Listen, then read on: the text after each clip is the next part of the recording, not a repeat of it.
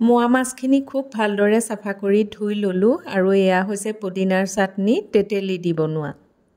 মাছখিনিত ডাঙৰ চামুচেৰে 2 চামুচ দিলোঁ পদিনাৰ চাটনি খুব ভালকৈ হাতেৰে মিক্স কৰিলোঁ।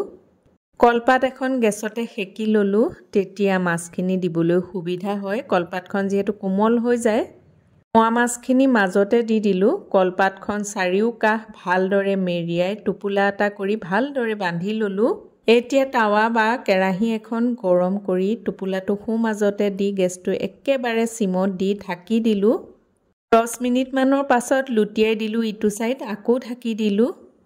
মাছখিনি সিজি আহিলে এয়া গৰম হৈয়ে আছে। টোপোলাটো কাটি অলপমান ধনিয়া পাত দিলোঁ, কেঁচা জলকীয়াও দিলোঁ, সৰিয়হৰ তেল অকণমানো দি দিলোঁ। সজাবৰ কাৰণে সোঁমাজতে এটা পদিনাৰ পাত দিছোঁ। কলপাতত দিয়া পদিনাৰ চাটনিৰে বনোৱা এই মোৱা মাছৰ ৰেচিপিটো সঁচাই খুবেই সোৱাদ লগা হয়।